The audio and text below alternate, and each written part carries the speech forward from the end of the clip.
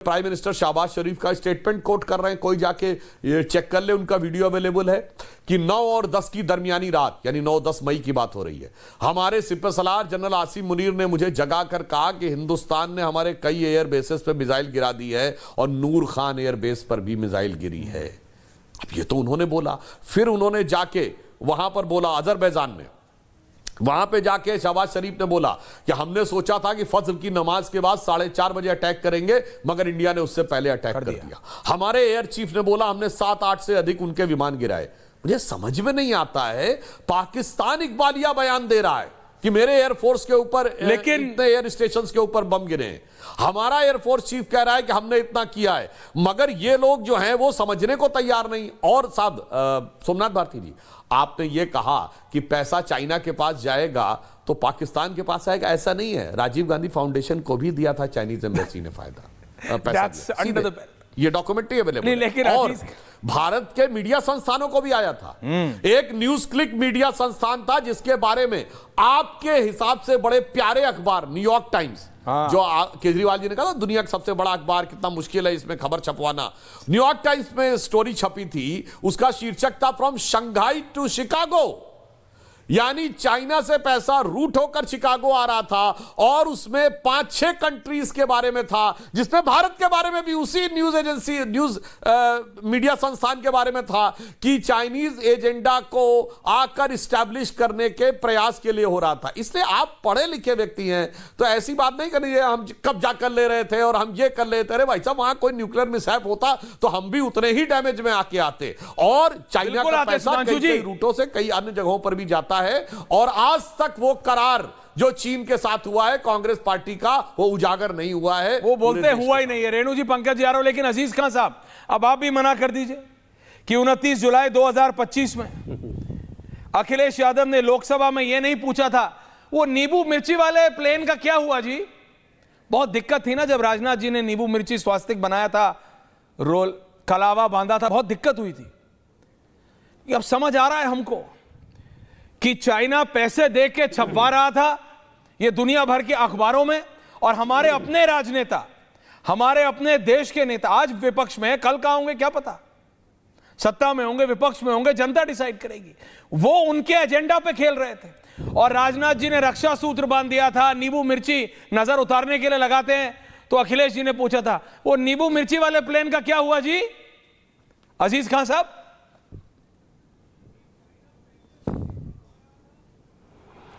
सूर्या जी, एक बात आप समझिए, समझाइए। सबसे पहली बात यह है कि अभी लगातार तमाम बातें रखी गई सुधांशु जी के द्वारा जी। उसमें यह नहीं बताया गया कि ऑपरेशन सिंदूर जो स्टार्ट हुआ और अपने चरम पे पहुंच गया था, बुलंदियों पे पहुंच गया था, और यकीन मानिए अगर ये 1 हफ्ता भी चल जाता तो शायद पाकिस्तान का नामो निशान खत्म हो जाता, नो डाउट।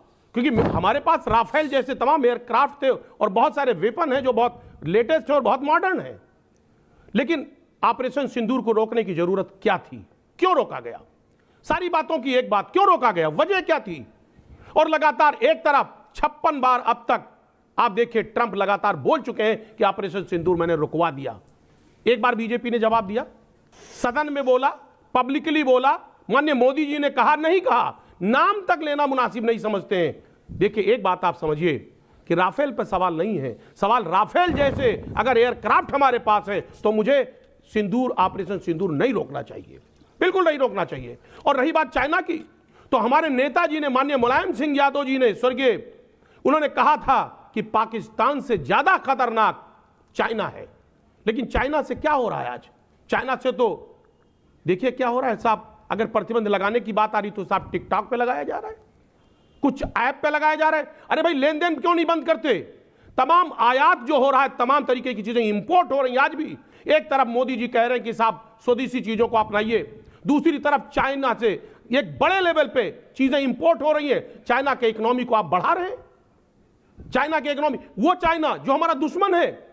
और हालात ये है कि एक वक्त था कि जब मोदी जी गले मिले तो आपने देखा गलवान मिला, और जब उसके बाद वो झूला झूलाए तो तवांग मिला। आपने देखा कि हमेशा कुछ ना कुछ घटना ऐसा किया चाइना ने, हमेशा छुरा भोपा। तो ऐसी परिस्थिति में चाइना हमारा दोस्त कैसे हो सकता है? लेकिन उसी एक कहावत है अजीज खान साहब, आप तो बहुत शेर व शायरी में मानते हैं सुधांशु जी। मैं सिर्फ कई बार दुश्मन का दुश्मन दोस्त हो जाता है, कई बार दुश्मन का दुश्मन दोस्त हो जाता है। मैं ज्यादा टाइम नहीं वेस्ट कर रहा हूं। सुधांशु जी काउंटर करना चाह रहे हैं आपको, सुधांशु जी आपको काउंटर करना चाह रहे हैं। रेणु जी कमिटी, पंकज ज्यादा कमिंग। अजीज खान साहब जी, अजीज खान साहब, आप लगता डिबेट में बैठे नहीं थे क्या, या आप जो आप रिटर्न स्क्रिप्ट लेके आए थे वही पढ़ना था? मैंने पूरा बताया कि न्यूक्लियर कॉन्फ्लिक्ट की तरफ संभावना हो रही थी, इसलिए रुकना पड़ सकता है। और आप ट्रंप के बयान की बात करते हैं, मैं चैलेंज करके कहता हूं ट्रंप का वो बयान निकाल के दिखा लीजिए 10 मई के आसपास का। उन्होंने कहा अवर्टेड ए न्यूक्लियर कॉन्फ्लिक्ट। आप उस बात को सुनने को तैयार नहीं। और ट्रंप ने एक और बात बोली थी कि इंडिया पाकिस्तान का कॉन्फ्लिक्ट 1000 साल से चल रहा है। आप मानते हैं कि 78 साल पहले बना हुआ देश 1000 साल से? हां, पाकिस्तान कहता है कि 1000 साल से चल रहा है। अगर बात माननी ट्रंप की तो पूरी मानिए कि न्यूक्लियर कॉन्फ्लिक्ट अगर वो हो रहा था एवर्ट, तो वो भी मानिए, और 1000 साल से पाकिस्तान से लड़ाई है वो भी मानिए। और आप कहेंगे 1000 साल से कैसे लड़ाई है? भाई साहब, हम 2025 में बैठे हैं, ठीक 1000 साल पहले 1025 में महमूद गजनी ने सोमनाथ के मंदिर को ढहाकर उसे ध्वस्त किया था।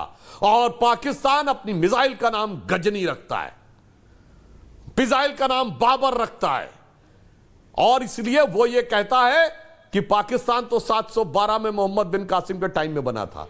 तो मुझे लगता है ट्रंप बेहतर समझ रहा है पाकिस्तान को, आप लोग कम समझने का प्रयास कर रहे हैं। तो या तो पूरा यकीन करिए या फिर पूरी बात को डिस्कार्ड करिए। ये सेलेक्टिव बीच बीच में से नहीं चलेगा। मुझे बयान का ये वाला हिस्सा है और वो वाला हिस्सा नहीं, तो ये विधिवत बताया जा चुका। और फिर मैं एक और बात कह दूं, ये जो नींबू मिर्ची की बात अखिलेश जी ने कही थी, ऐश्वर्य जी जानते हैं नींबू मिर्ची को जरूरत थी? पहली बात तो मैं कहूंगा ओम और स्वास्तिक। भाई साहब, जो सैनिक लड़ने जाते हैं वो विशुद्ध धार्मिक भावना से प्रेरणा लेकर जाते हैं, बाकायदा रिलीजियस टीचर्स अपॉइंट होते हैं, जिस सैनिक की जो भावना होती है उसके अनुसार होती है। गलवान में हमारे सैनिक लड़े थे बिहार रेजिमेंट के। मैं अपने सम्मानित विद्वान प्रवक्ताओं से पूछता हूं, बिहार रेजिमेंट का युद्ध उद्घोष क्या है? आपको पता है क्या? नहीं पता होगा। अभी मैं बोलूंगा तो आप कहेंगे तो घनघोर कम्युनल है, वो है बजरंगबली की जय। हमारी गोरखा रेजिमेंट का क्या है? जय महाकाली आयोरी गोरखाली। तो गढ़वाल रेजिमेंट का क्या है? बद्री विशाल की जय। तो डोगरा रेजिमेंट का है शीतला माता की जय। ठीक है, सिख रेजिमेंट का सत श्री अकाल सबको पता होगा। इसलिए जो राजनाथ सिंह जी कर रहे थे वो उसकी भावना के अनुरूप था। और हमारी सेना को जहां से प्रेरणा मिलती है, जहां से आप उस हर चीज को डिस्कार्ड करते हैं। और मैं लास्ट में सिर्फ कहूं, ये जो नींबू दिख रहे हैं ना, जानते हैं ऐश्वर्य जी, हमारे यहां मान्यता मानी जाती है कि नींबू मिर्ची बुरी नजर से बचाते हैं। हमें दुश्मन की बुरी नजर से नहीं बचना था, अपने राजनीतिक विरोधियों की बुरी नजर से बचना था। राफेल को सीमा पार की बुरी नजर से नहीं बचना था, हमारे देश के अंदर बैठे हुए नेताओं की बुरी नजर से बचना था। उस बुरी नजर से बचाने के लिए नींबू मिर्ची की आवश्यकता थी, क्योंकि जब जब भारत की सेना अच्छा करती है तब तब इनको मिर्ची लगती है।